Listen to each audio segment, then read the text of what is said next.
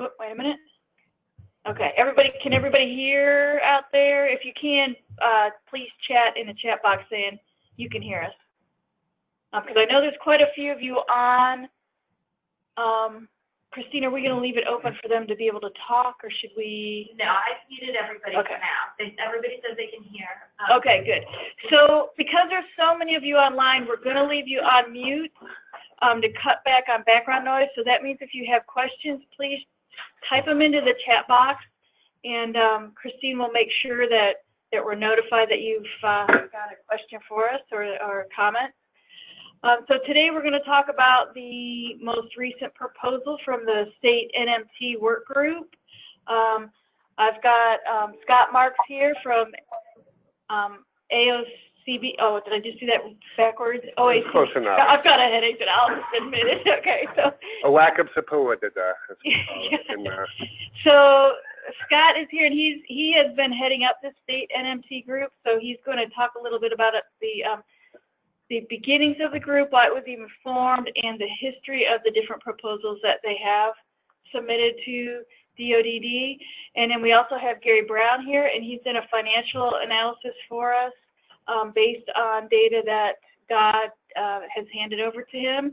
And then just so you know, what we're going to do is then after this webinar is over, we're going to put it closer. Okay. We're going to send this out as a recording to all OPRA members, and then by noon on Monday, we're hoping that you will vote. We're going to be sending out a link so you can vote either. Well, we'll discuss this more at the end, but you'll have a vote of one of three choices. You can vote to say we recommend that the OPRA board supports further further development of the proposal without a year hold harmless or like transition period, or that you can vote that the board supports the development of the proposal with a 1 year kind of hold harmless transition type period, or that the board just does not support the proposal at all. So that'll be going out later today, that link. We ask that each organization only vote once on that. And then all your responses will be given to the OPRA board early next week. We've had a couple people ask to be made presenter, but we cannot do that. Then you won't be able to see our screen here, so yeah. I apologize. All right, so we're going to go ahead and get started. I'm going to hand it over to Scott Marks. All right, hi everybody. This is Scott Marks. I'm the Community Opportunities Director for the Ohio Association of County Boards. And yeah, I've been one of the leads on this non-medical transportation and kind of overall transportation waiver service work group for the better part of the last 2 or so years.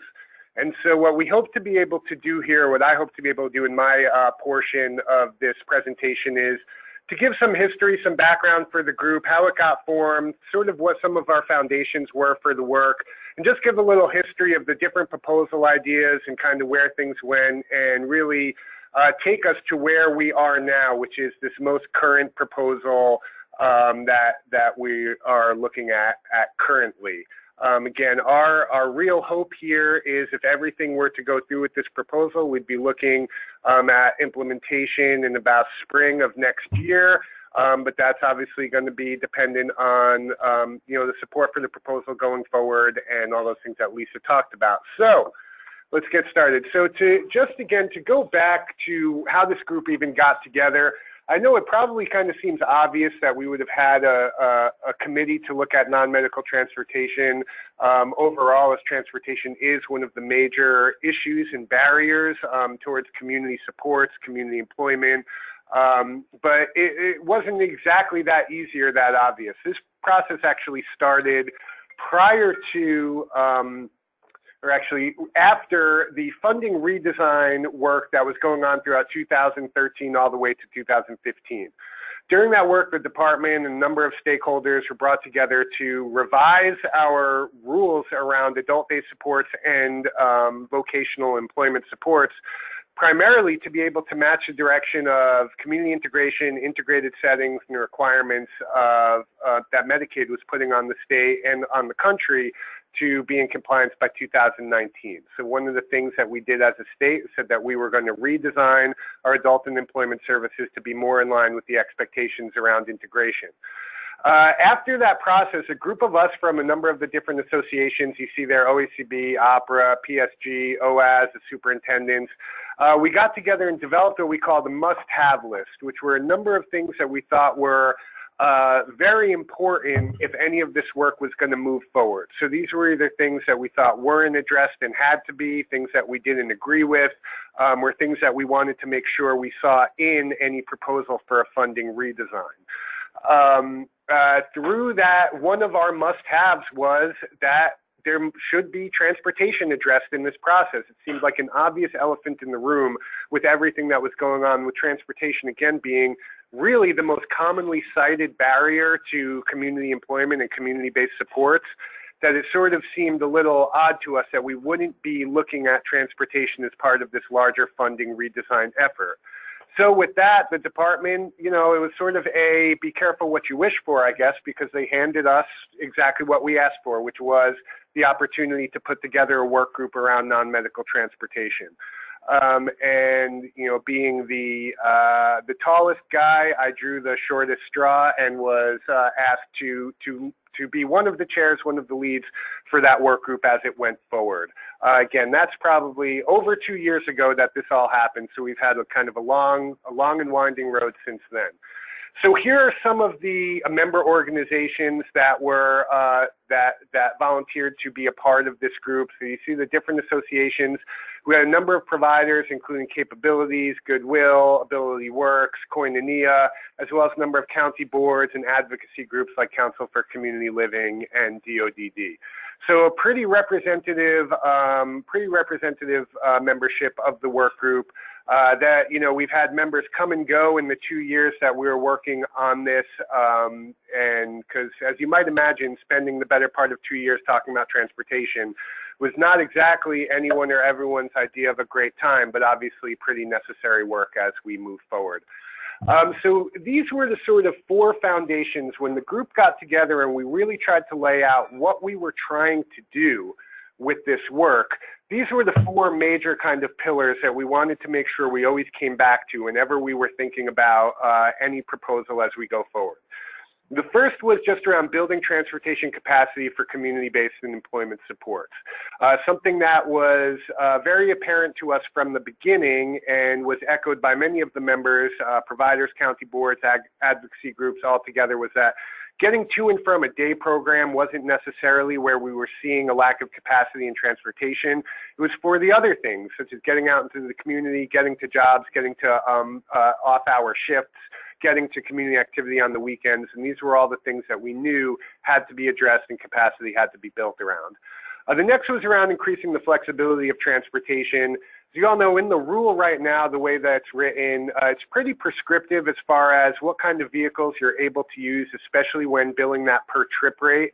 And it seemed like for the world that we were moving forward, the idea of only being able to use 9 passenger or larger vehicles, or only being able to use modified vehicles and to have a viable funding stream no longer seemed like it made any sense. So anything that we did, we want to make sure we're increasing the flexibility, the availability to have different types of vehicles and different options within the transportation fleet for any provider. The next is to incentivize and align NMT with integration requirements. As was noted a number of times, if we weren't addressing NMT and weren't pulling it in alignment with what we were doing now, there were elements of it that are providing transportation to the community that could be seen as unfunded mandates. And we also had a rate structure that was built around county board yellow buses going to and from a workshop put together well over 10 years ago that no longer seemed in line with the current rules and the current requirements. And lastly was to minimize complexity in authorizing, providing, and accessing transportation, which this was always a sort of fine line we had to walk throughout this process, which is the more you address certain issues, the more you address certain barriers, the more complicated things can often get. So we're always kind of trying to walk that fine line between addressing what we know are barriers while also not creating a kind of Frankenstein of a system for authorizing and providing transportation that would just be too cumbersome and unmanageable. So again, these were our kind of core foundations that in the many years that we were working on this, we would always kind of have to come back to make sure that we were, you know, acting in faith of what we were trying to do. Other kind of ancillary motives, we want to, again, create a modern reality-based rate model, one that actually reflects community-based supports, that reflects how we get people to and from jobs in the community, and one that's not based on necessarily on yellow buses operated by county boards. To align rate structures across transportation types. This was a pretty important thing. Any conversations that we had with DODD and with Medicaid, conversations always came back to this, that we had these sort of separate rate structures for our different types of transportation. And what I mean by that is that when we have a 45-cent a mile rate structure for HPC mileage, and then a $20 per trip rate, but those are not based in any kind of same methodology for how we got there, that probably wouldn't be something that would get through Medicaid any longer, and that we want to make sure that all of our rate assumptions were consistent across different types of transportation. And you'll see how we built our new per trip rate all comes from the same assumptions of the per mile rate that we developed as well. And lastly, to explore other transportation models across the country. Obviously, every other state is doing transportation to and from services. How were they doing it? And was there anything we could glean from other states when we were going through this process? So we're going to kind of go through three areas that through the group where we agreed, where there might be room for agreement or to move forward, and then what I'm going to call the third rails, which were the areas that were just, you know, whenever touched, we went off the rails, really. And not to keep that in suspense, many of you can probably guess what that is, and that's our current per trip rates, but we'll get there. So where we agreed was that there was a need to allow adult day service providers and vocab providers to bill transportation during the day for community access. And I mean by that is, you know, many providers operate what could be considered like a hub model, where people are going to and from a facility to begin their day and then going out into the community from there. Currently, within the way the NMT rule is written, there's no option for providers to bill transportation for that, for those trips out into the community, and continue to bill a day rate. So we wanted to make sure we were at least addressing that to make sure that any transportation provided during the day could be captured and billed for providers. We also wanted to make sure that we were incentivizing for employment, off-shift, weekend, small passenger trips. Everyone agreed that that was a need and something that we had to look at putting more money into. And lastly was a need to support people who are non-ambulatory or use wheelchairs or who require modified vehicles. That was, again, another area where providers were often losing money as the rates didn't support those modified vehicles or supporting people who have more issues, difficulty accessing transportation. So those, again, were all the areas where we agreed, and it seemed like we could start to develop some new policy around. Where there was room for discussion, so maybe some agreement, maybe some disagreement, but ultimately seemed like maybe should be put off for another time, where there was a lot of support for bundling transportation back within the adult day and vocab service itself. As many of you are probably aware, that was how it used to be several years ago. And there was actually a good deal of support for doing that, primarily for providers who are utilizing transportation revenue to help support some of their other programming, that this would be a way to make sure that all those costs were captured within the program service. The next was to combine transportation budgets across NMT and HPC transportation and just have one kind of big pot for transportation. Again, in theory, this was something that I think most people agreed with the idea, but in order to move something forward and, again, not create such monumental change at a time where we're already going through some pretty big changes in the field, seemed like something that wouldn't be considered for this proposal. Questions about what a good mileage rate would look like, what mileage rate would actually capture costs, if there are ways to capture things like behavioral attendance during a trip, how do we align the rates? These were all things where there was, a good amount of agreement, but still room for discussion. And also, what are those commercial requirements? What constitutes a commercial vehicle? When can Uber or other kind of ride-sharing options be utilized? So then that does bring us to the third rail. And this is where, depending on who you ask from what corner of the work group or what corner of the kind of stakeholder world, this was obviously the very sensitive issue and still continues to be to this second that I'm talking about it. And that is the per trip rate. So any conversation obviously about modifying that rate, eliminating it, or reducing it is when things immediately kind of broke into chaos with people feeling very strongly on all sides of this, right? So there were actually, maybe this might be a surprise, but a small number of providers who were in favor of actually eliminating the current per trip rate or reducing it. Many more who were not in favor of that, which shouldn't be a surprise.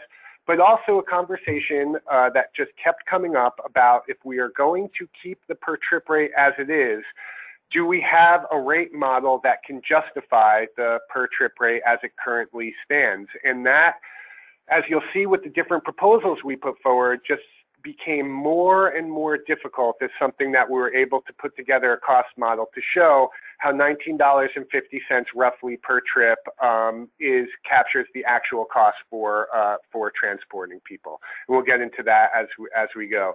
But as we started to go through the proposals, as you'll see, it seemed there was really no option but to touch the third rail, that if we were going to do things like try to bring in additional revenue for community employment transportation, community-based transportation, which we are intending to do, that there would have to be a revisited discussion about that per trip rate currently as it stands.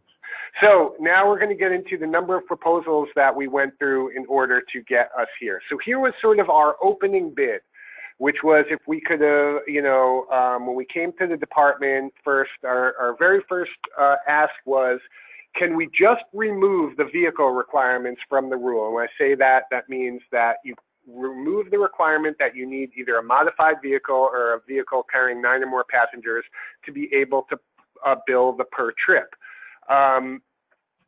This was greeted as not a serious idea, because what we were told is basically you want to remove the requirements around the large vehicle, but you want to keep the billing structure that was based on large and modified vehicles, which again, I don't want to say that we were laughed out of the room, but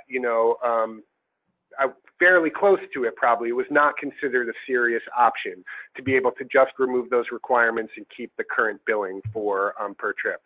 So we kind of went the next step, which was pretty similar, which we said, all right, if we're not going to be able to remove that entirely, can we put together a proposal, which we did, which says instead of having the requirements be for vehicles of 9 or more, take that down to 5 or more, which we still thought was more consistent with the rules as they were. And same thing, altering the safety requirements, what's required on the vehicle to all be around language of 5 or more. Relax some of the requirements on per mile billing, and then also importantly, remove the ratioing for mileage costs.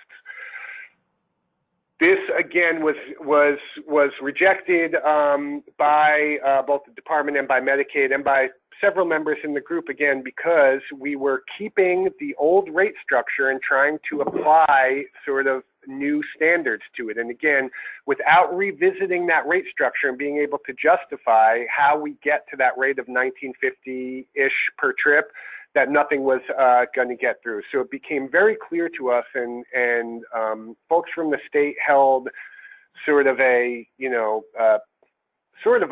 kind of a come to Jesus meeting with us, if I can use that term, basically said, you guys need to buckle down and get more serious about the proposals that you're putting forward, be able to demonstrate real cost models, real rate structuring that's consistent with what you're trying to do here. So that was when we had a real kind of back to the drawing board, and when the group kind of restarted again in earnest a little over a year ago. So then that kind of moved us into looking at bundled transportation. Again, this never made it to the full proposal phase, but in our research of other states, well, we realized that many other states were still bundling their transportation within adult services. And again, there were a number of providers that were very in favor of doing this, especially on the adult services side.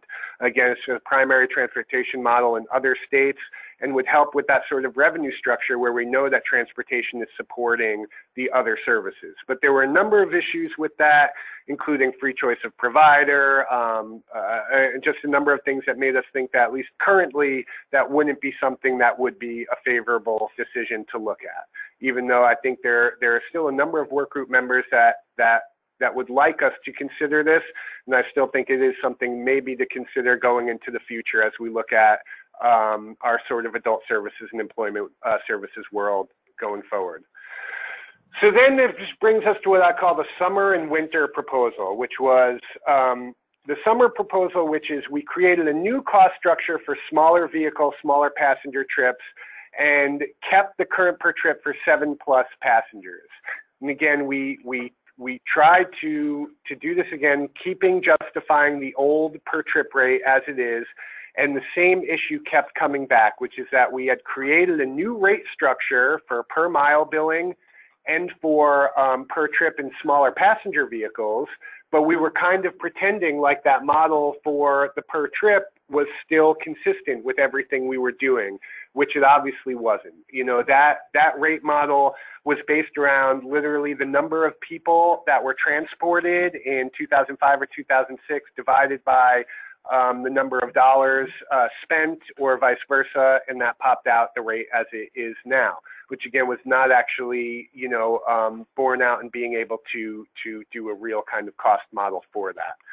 So then this brought us next to the winter proposal, which I will admit nobody liked, but at least it kind of set us on the path to get us to where we were now, which was we built a base mileage rate using the IRS reimbursement of 53.5 cents.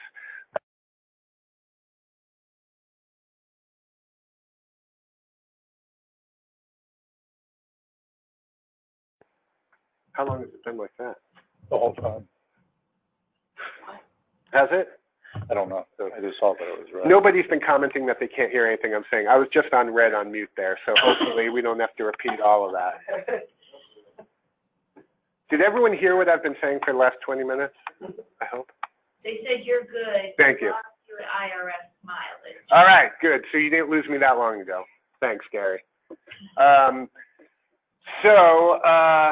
So yeah, that's where we were. We started the rate with the IRS mileage there, and we kind of played that out over prorating on passengers, and it was sort of how we built the per trip rate, which was if you were using a mileage rate of 53.5 cents and using a base agency HPC rate as your staff costs, what would it look like to then transport one person, 2 people, 3 people, 4 people in an NMT setting?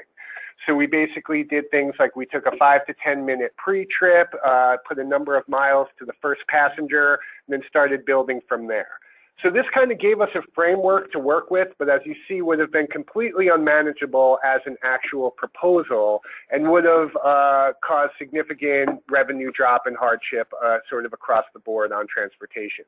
But what this did was it gave us a sort of model to look at. Again, if we were to take this sort of basic foundation of using the IRS rate as our base mileage rate and the HPC agency rate as our base staff rate, what could we build out from there that would then be in alignment with the rule? And also this is where we first kind of had the idea of the non-ambulatory add-on for vehicles. So all that said, we kind of went, we played this out. Again, there was pretty strong opposition to it, which is completely understandable because it was a fairly ridiculous proposal model, but it did, again, get us to where we needed to be to understand what assumptions we could use to build a model that would actually work. And so from there, I'm going to turn it over to Lisa. I guess we could take questions at the end. Maybe ask us. Does anyone have any questions so far? Okay. All right. We're going to keep moving along. If you type in a question, we'll just, if nothing else, we'll catch it at the end for you. So, let me get to the next slide here, maybe. There we go. Okay, so based on that previous model that Scott was just discussing, and many more conversations, I think, in negotiating, Yep. and trying to figure out what would work. So we landed on a per trip 2-tiered system that has 2 tiers. The first tier is a smaller group, the 1 to 4 passengers, and then a larger group that's 5+ passengers. This also includes a non-ambulatory add-on for those individuals who need any kind of a modified vehicle. And this service would be used to and from the day service. Now, if you are a provider that has your service 100% out in the community, it would be your trip that you use to pick up those individuals and take them to the first location, wherever that might be. And then at the end of the day, when you go to take them home from the last location they're at for that service for that day. And this gives an example of the rates for the per trip with this model. So you've got the 1 to 4 passengers, once again, and the 5+ passengers. Now, if you have anybody who needs that non-ambulatory add-on or modifier, you get the $10.19 per person per trip. So there's definitely an incentive there to provide transportation to individuals that need a modified vehicle. And the vehicle limitations, restrictions, I'm not sure what word you want to use, but you'd have flexibility in what type of vehicle you used using the per trip. You could still use your larger vans if you wanted, and you could just put 4 people on them at a time, or you could still fill them up, or you could be transporting people in a 4-door sedan or something. So it would be up to the organization to decide what vehicle is going to work best for them. Okay, so just to review this, so this rate is built using an HPC rate for staff driver time and mileage rate of 0.545 per mile. The per trip and additional pickup time for additional passengers is already included in the rate. The higher rate for 1 to 4 passenger trips to reflect higher costs in line with community integration rules. It eliminates the vehicle type requirements. And the non-ambulatory rate charged for each individual who requires the modified vehicle. You'll get that both ways, both to and from the program. And this would also include taking people to jobs in the community and integrated employment, and then also if they're volunteering in a community, you could use this per trip rate.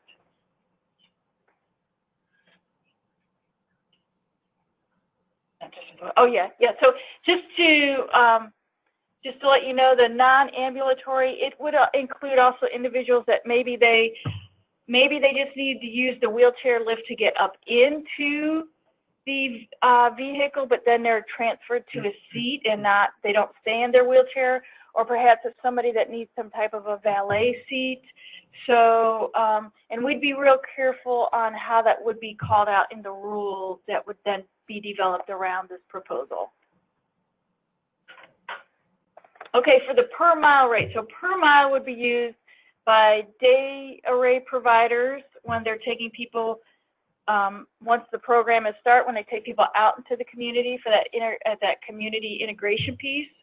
And it would also be used by HPC providers. And so the standard mileage starts at that 54 cents a mile for 1 passenger. But then if you have an individual who needs some type of a modified vehicle, then the rate for 1 passenger is 94 cents per mile. And that 94 cents is applied then across all the individuals in that vehicle, whether or not they needed the modified vehicle. So once you've put 1 person in that vehicle that needs the modification, you can build a higher rate, even though other people in the vehicle might not need it. So this is set up really, it's similar to how HPC transportation is currently. It may seem kind of foreign to providers who only do day array, but I do assure you that there are systems in place that can make this billing so it's not so, isn't as complicated as it might look. It is divided by the total amount. The total mileage is divided by the number of passengers in the vehicle. There are systems out there that can actually figure that billing for you. We just have a quick question. Sure. The slides that we made. Yes, we can send the slide down.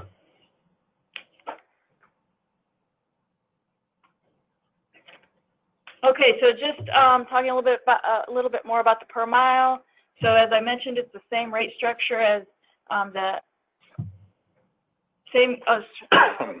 I'm not sure what this one meant, Scott. Well, just that the per mile applies both for NMT and HPC. So that new rate structure of 54 cents, then prorated down for additional passengers, 94 cents for the modified vehicle. That would be the per mile structure both for NMT on the mile and HPC transportation. Okay. The per mile rate is not inclusive of staff time, so you're going to bill for the service, the unit, or the daily rate, depending on what you're using, plus the mileage rate on top of the unit rate. Yeah, and just to add, this is the mechanism that lets adult day providers bill for the time during the day, the fact that the rate is not inclusive of staff time, which the current per mile rate is, which is why we have that issue now. Right. And this would be, this then addresses that unfunded mandate that you're dealing with right now in day services, that you're not able to realistically bill for getting people out into the community during your day services. Let's see. It is based on IRS mileage reimbursement. I know the question is frequently asked, will we be able to then increase this per mile rate as IRS mileage is increased? That's probably not going to be a possibility, we've been told. So I've thought more about that since we talked about this the other day, and because it was brought up, I think Mark specifically brought up that you could index it to the IRS mileage rate, which you could do if you were just talking about this per mile. The issue, though, comes in is that also we've built that entire per trip rate around this cost, which then again, that would all have to change too. The second piece of that is just the assumption that the mileage amount always goes up is also something that's not always true as well. So I'm getting a side eye from Gary on here, but it has been known to go down the last few years as well.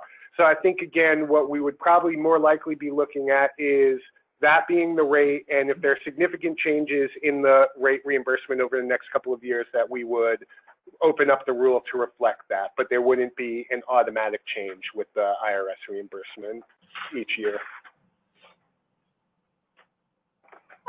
Okay, so some known issues with the current and proposed rate. Oh, this is your part, Gary, huh? I was going to say I didn't recognize that slide, sorry. Yeah. So we got Gary Brown up next.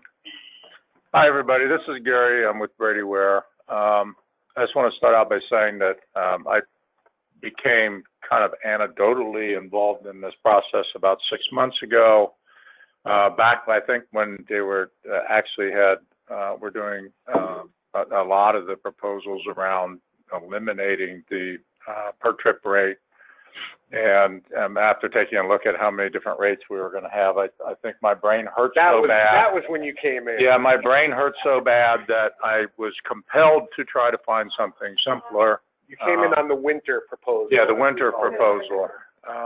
So one of the first things I did, because we were talking about models and trying to support, if we were going to continue to have a per trip rate, I created some cost models that if anybody wants to see those, I'd be more than happy to share them.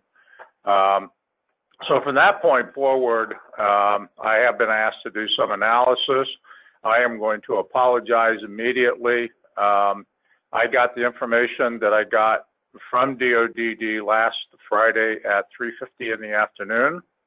I did not get everything that I asked for, so there are still pieces that I think we still need to look at in the future.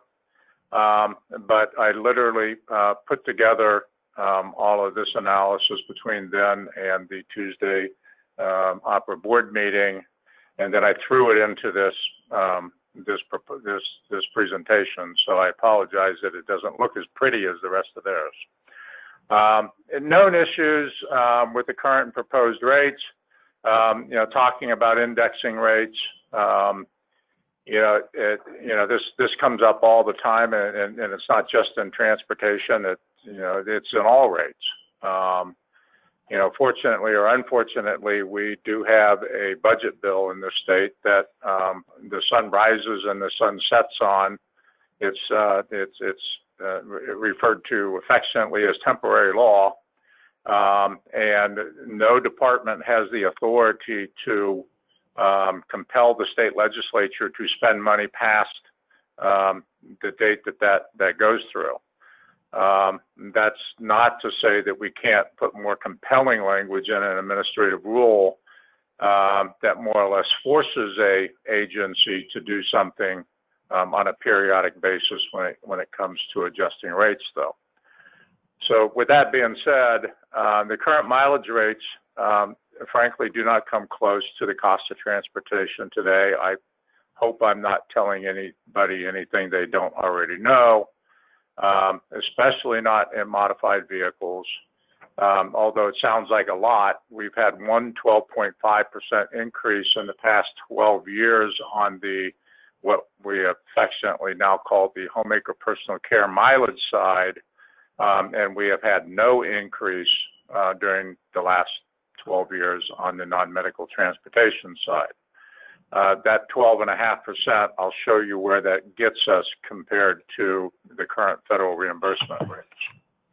I do want to talk a little bit about the federal reimbursement rate because sometimes it gets a misnomer.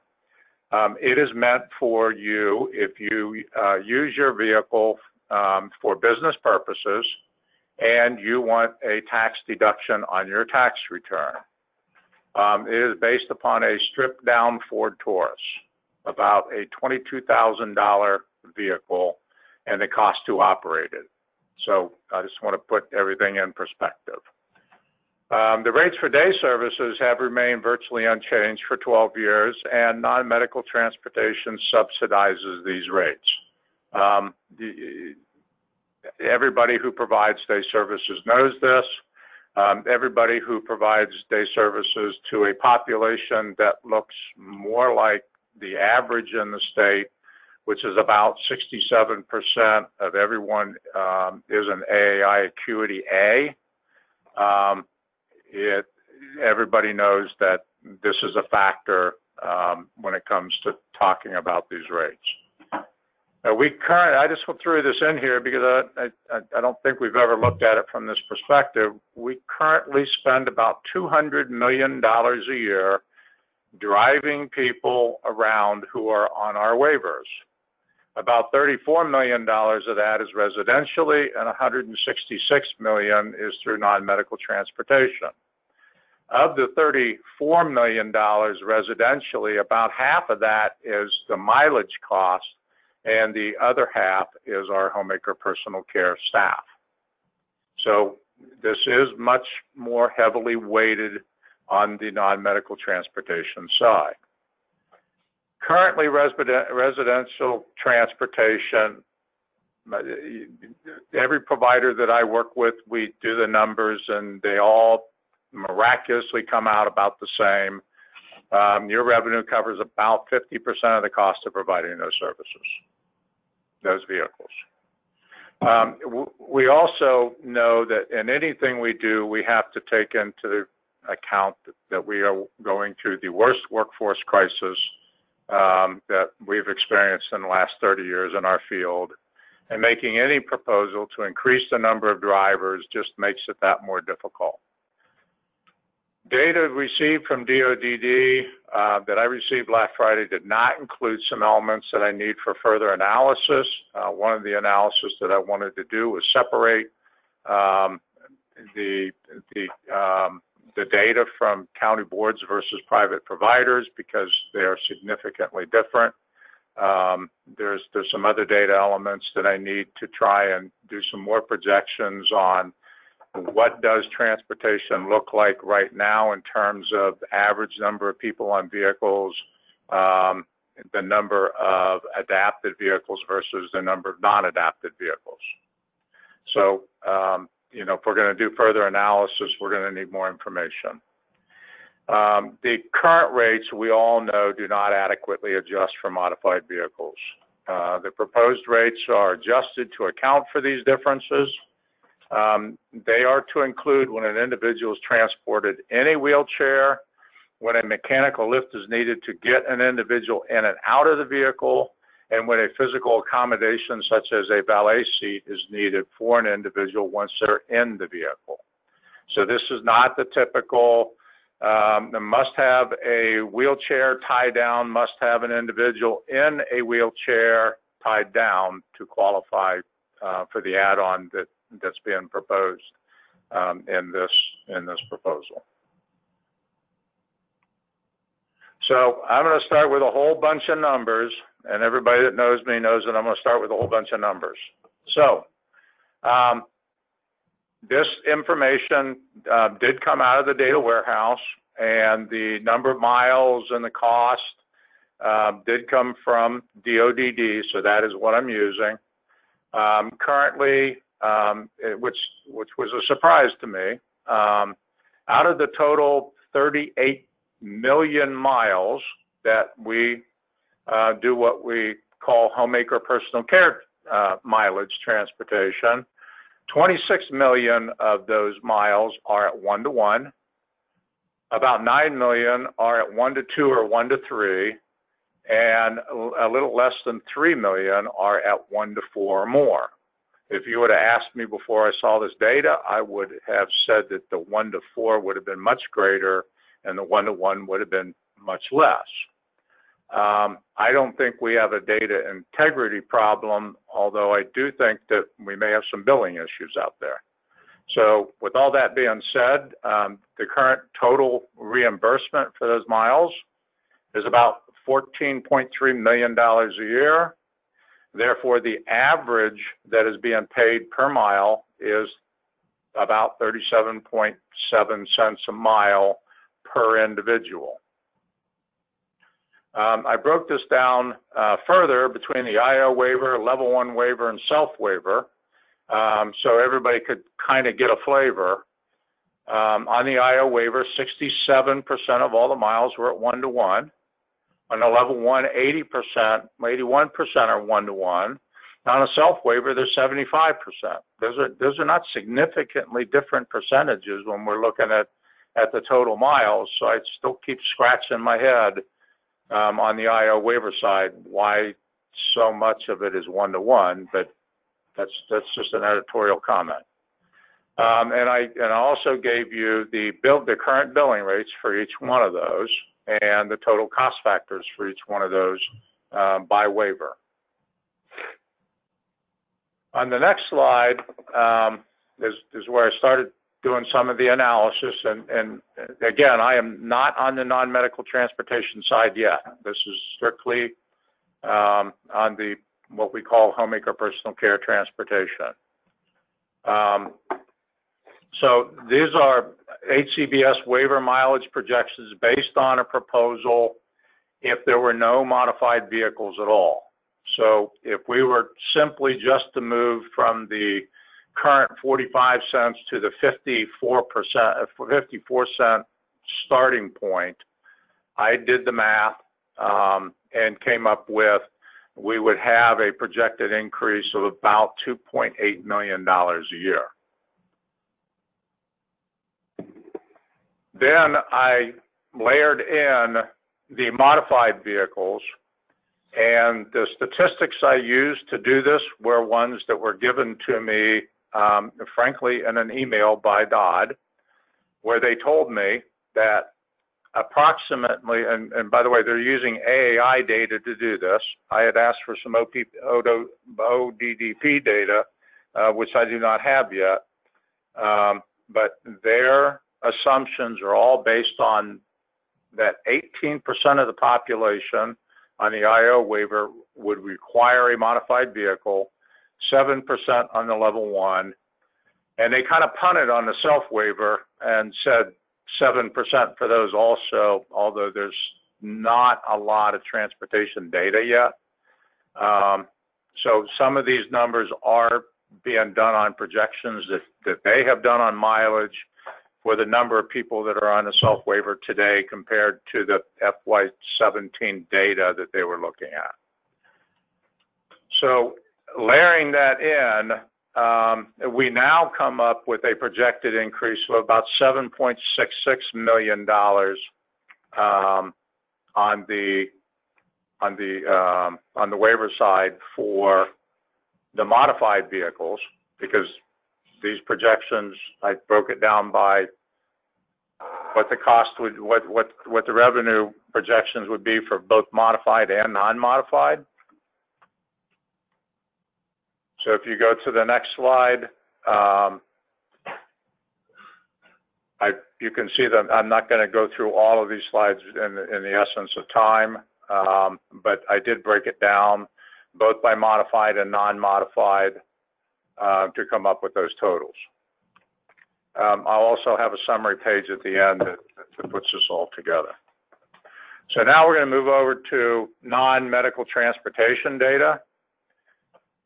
So on the IO waiver, 5.5 million one-way trips, level 1 waiver, another 3.2 million, and self-waiver 93,000.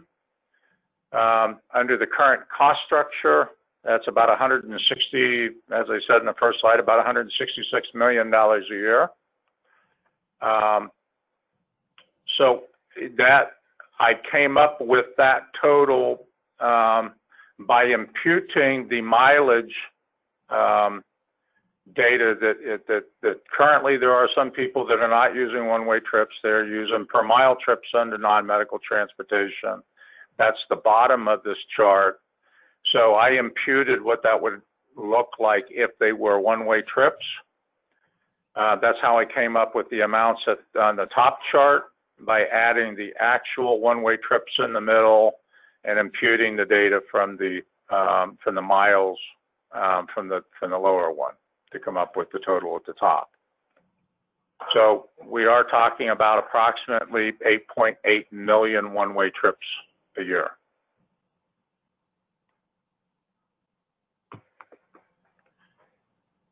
So if we were only to transport folks under the new system in groups of 5 or greater,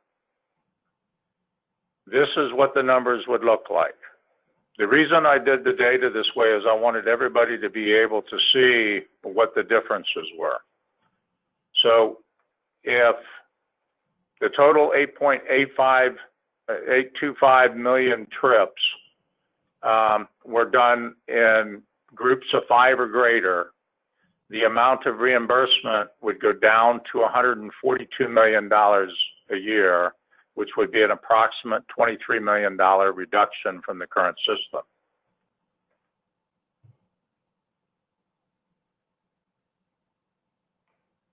If all of the trips were to be done in vehicles that were 4 or less, the increase would be about $3.2 million.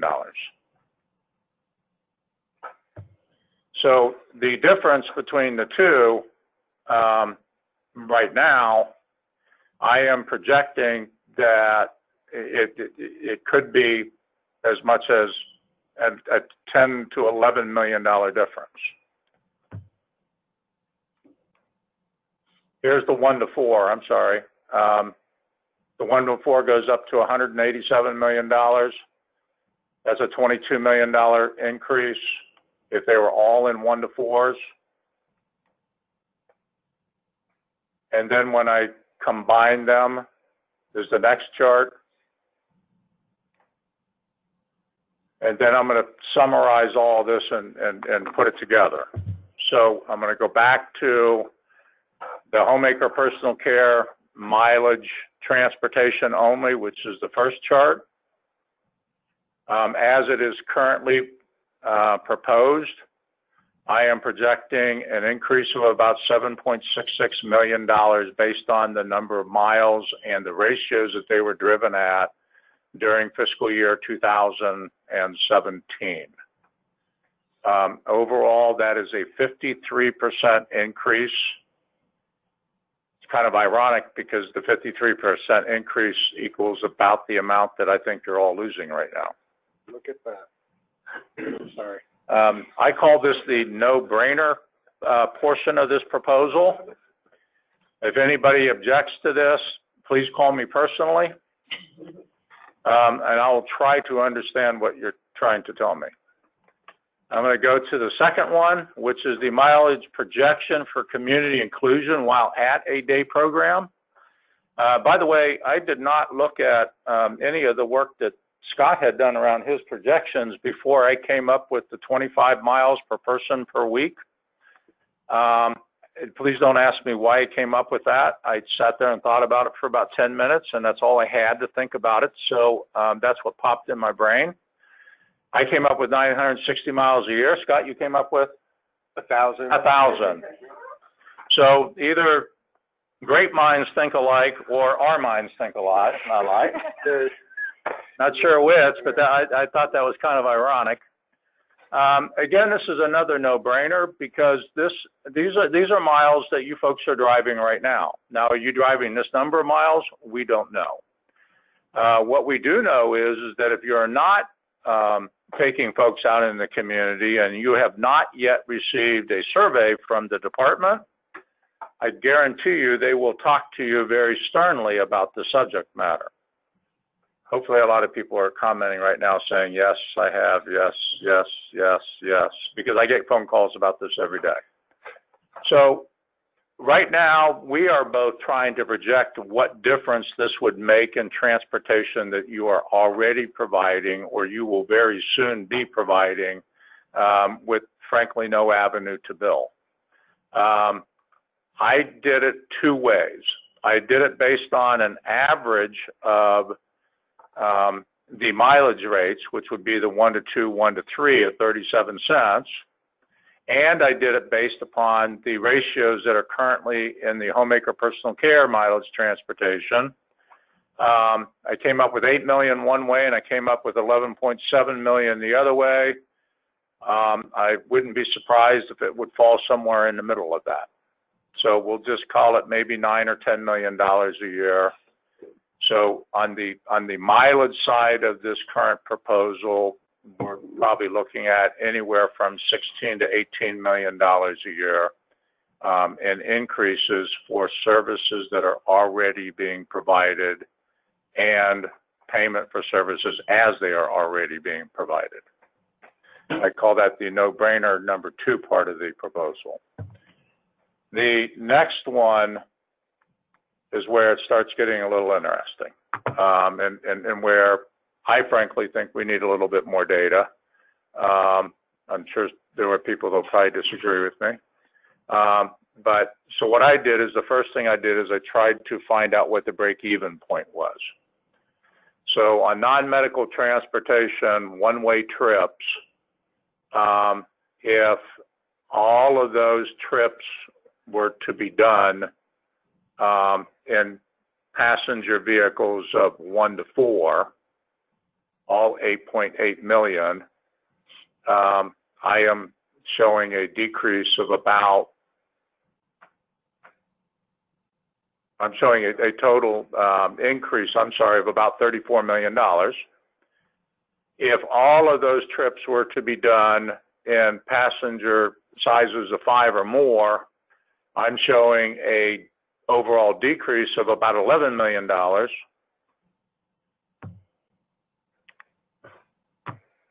If 75% of them were to be done with 5 or more people in the vehicle and 25% were done in vehicles where there are 1 to 4 people, I'm showing that as what would be about the break-even point. So a $500,000 projection based on $170 million, I consider that to be break-even. So then I started playing with the ratios because this is what we frankly right now don't know other than from some surveys that we have done. I started showing you in increments of 5% what it would look like based on how many people would get transportation and what size groups. So then if it went to 70%, 30%, you're looking at a $2.7 million increase. If it were 60-40, which I believe you have in your illustration, Scott, it would be about a $7.3 million increase. And if it went to 50-50, it would be about $11.8 million increase. And again, that's based on 18% of the IO population needing a modified vehicle, 7% of the level 1 population, and 7% of the self-waiver population. So all of those factors were consistent throughout the projection that I did.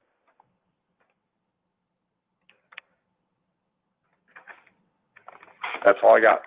Okay, do we have any questions so far? Nothing yet? Okay, type in your questions if you have them. So I just wanted to let you know, this next slide though, it shows you a little bit of what I've heard from OPRA members through this process. So probably everything I've heard in the last approximately 6 months. There's some pros to this that members have noted. One is the vehicle flexibility. This is a more person-centered approach. The increases in rates for those who have most difficulty accessing transportation currently, to those who live in rural areas or need a modified vehicle. You know, there's a increase in provider reimbursement in this proposal. The increased rates for small and single passenger trips for employment, volunteering, and integration. That this proposal is in alignment with the HCBS setting rule. That smaller groups being transported are expected to show a decrease in unwanted behaviors, meaning that individuals won't be required to ride buses with other individuals that they may or may not like. This also allows for billing of transportation during day services, which is currently an unfunded mandate. There's increased mileage rates for HPC, and you can't read that last one, but it's that there's an additional $20 million, approximately additionally $20 million that's being added into the system. So, but then cons, and you'll see there's less cons, but these are pretty major cons. The proposed model would require more staff, and that, you know, that it can be hard to find more staff. Some have commented that the proposal is an inefficient use of taxpayer money by providing people in smaller groups, providing transportation to smaller groups instead of bigger groups. And also that many providers have structured themselves with at least 12 passenger vans for the current system, and so this would be a big change for them. And that some members rely on the current NMT rates to subsidize their day programs. That's a definite downside to this. Now, we do have other members that don't provide NMT but do provide day services. So for them, this is the exact flip for that. So, you know, there's a lot of, I think, just a lot of differences among members as to how they'll be impacted by this proposal. Okay, just so for some next steps for OPRA members, we are going to send a link out for a recording of this presentation, along with a link for a survey for you to take, so that you can vote on what you think the OPRA board should do. And based on what the feedback you give to the OPRA board might decide to support further development of the proposal. They might decide to not support further development of the proposal. They might decide to support further development of the proposal pending a 1-year transition period or like a hold harmless period, or the board might decide to go in a different direction that I can't even predict. Let's hope for not that. Right. I don't think, but I'm not going to say, you know, I can't say what the OPRA board may or may not do.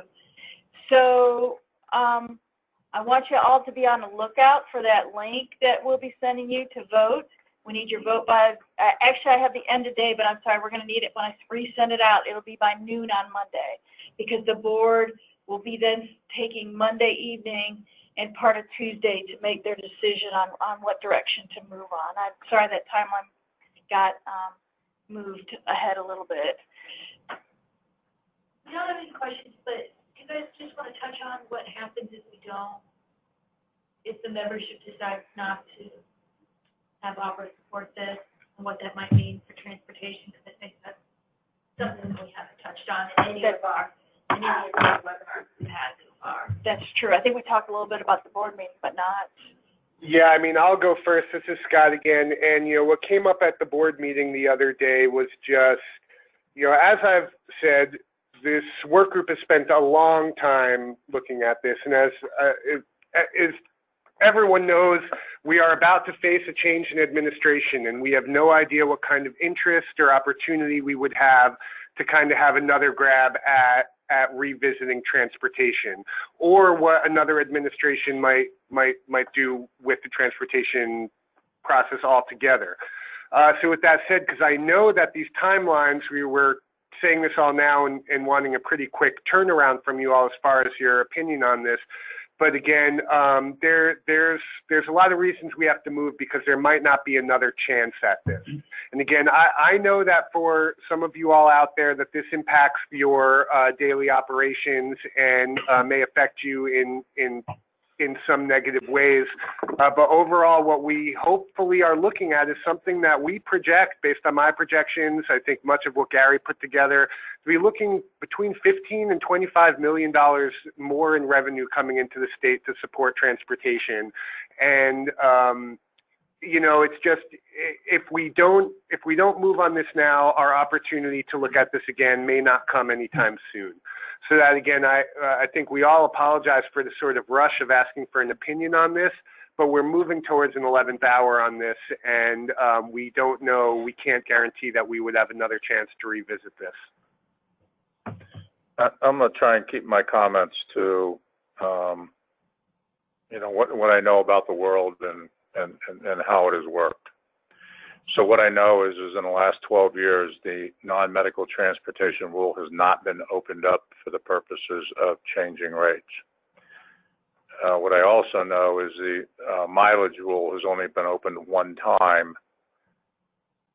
What I also know is that the current transportation payment rate system is highly inadequate for people who have physical needs, people who are in more rural areas, and as an inhibitor for people to experience the type of services that it appears that we are all moving towards.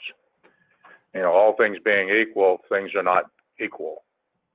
The system looks much different than it did 12 years ago.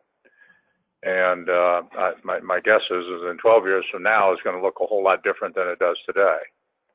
So if anybody thinks that we're going to etch something in stone and it's going to stay that way forever, what I know is the world doesn't work that way. That all being said, this proposal is not perfect.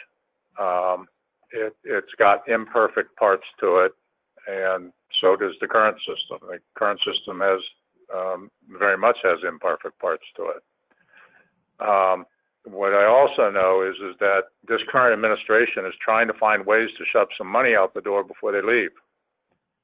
And if they don't shove that money out the door before they leave, I can guarantee you the state legislature is going to have them start at a lower level, and it will be much harder to try to bring this up again. And those are just political realities. So it is very, very, very difficult to say no to $20 million. That is about a 10% increase overall in the funding of transportation for people on these three waivers, and a much needed increase if we're going to continue to provide the services that we do now and the ones that it appears we're all moving towards, because the problem's only going to get worse and worse and worse. I'll say it again, it is not a perfect proposal. I would say, my personal opinion is I would like to do a little more work on it, but I wouldn't want to do any more work on it than it gets us to a place of no return where we run out of time and we just shot ourselves in the foot. So. We do have one question. Liz asks, has this proposal been discussed at all with the state just to get feedback? Yes, most definitely. I mean, the state, the department has been a part of the work group for basically the entire time, or at least since that meeting when they told us to get back to work and get more serious about our rate structure. So yes, they've been very involved, and especially very recently, as there's been more interest around the proposal, the department is very aware of it and is supportive of it, given that all of us in the field are supportive of it. So I think a lot of their support is dependent on our support, but yes, they're involved in, and to be honest, the next step with them, if we were to move this forward in the development process, is about cost sharing between county boards and the department and looking at how we pull together the waiver funding to fund that additional $20 million. And they're currently looking at the financial impact of this. Yes. So, I mean, just again, we in the work group did our financial analysis. Gary did his own. The state is also doing their own now. So sometime very soon, assuming this keeps moving forward, we're going to pull together all of those different financial analyses and see where we get to and see what we project the additional match would need, and then have that negotiation from there. And I hope you all at least appreciate the effort on the county board side and on DOT's side to even consider having, I mean, they know this is going to take more money out of their pockets. And I think it's pretty impressive that they're willing to at least consider coming up with that much more money for providers, keeping all the cons I had listed in mind also. So. Yep. Any other questions? All right, so I think hopefully it'll take us. No questions. Yeah. All right. If you think of questions, please feel free to email or call me.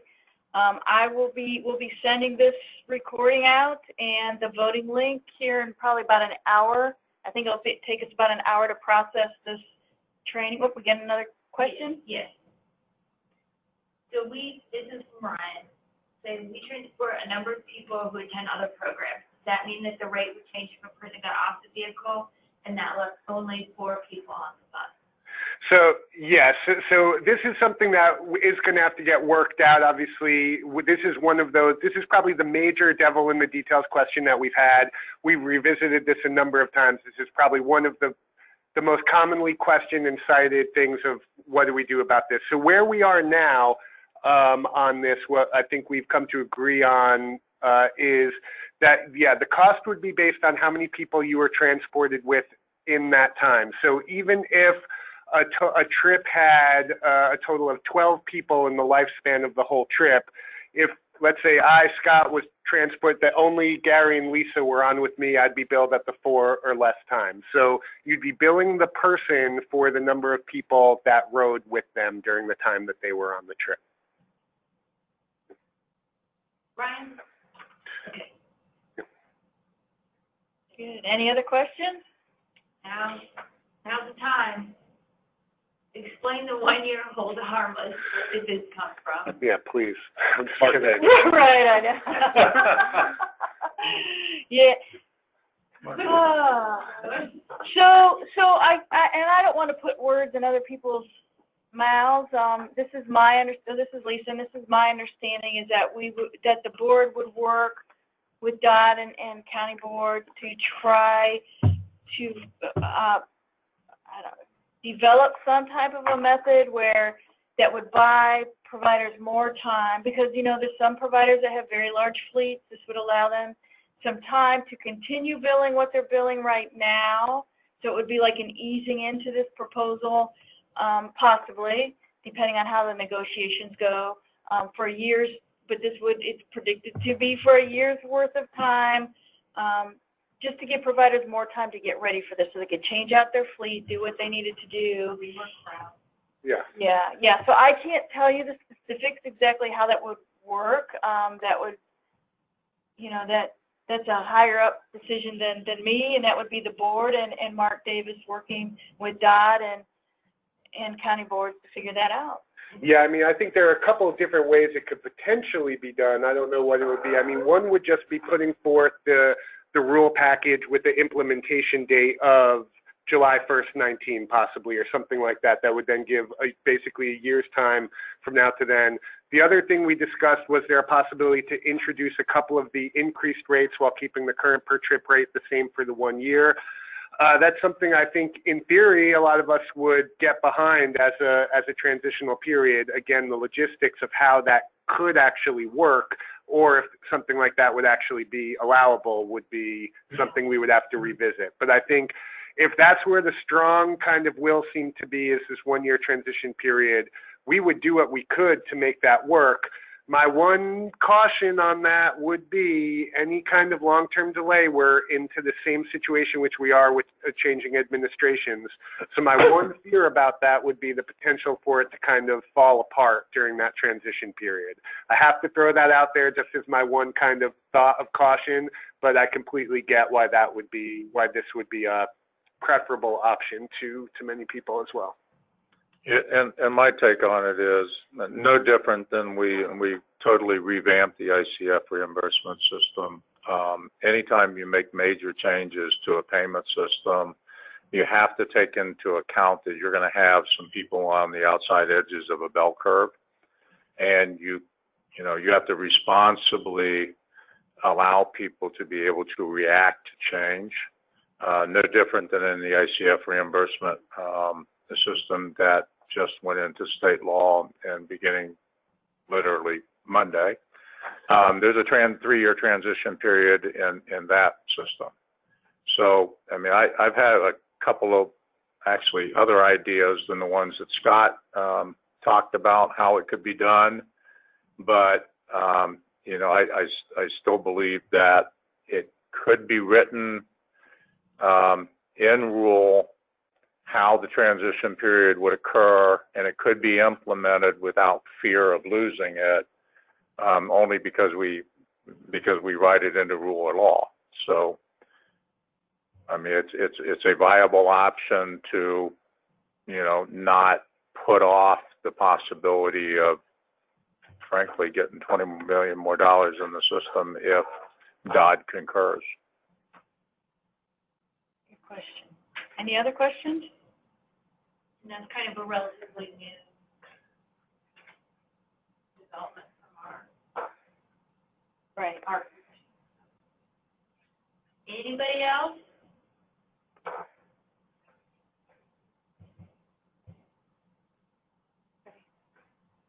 All right. Well, thank you so much for joining us, and expect to see another email out coming from us soon. Just so you know, I'm thinking the best way, and hopefully you don't get offended by this, but I will also send the link to the recording and the link to the survey, the voting survey, right into your calendars with the time and day that it's due, Monday at noon, which is different than what it says up there. Just to remind you, because this is an important issue, and we really do want you to be heard in this. And only one agency vote. Right, one agency vote. Well, we'll be asking for your organization's name, so if more than one vote, that we'll sort that out. We'll have to contact you and be like, which one, especially if you vote differently from your own organization. We'll probably be like, what's up? So, all right, well, thank you very much. Thanks, everyone. Thank you.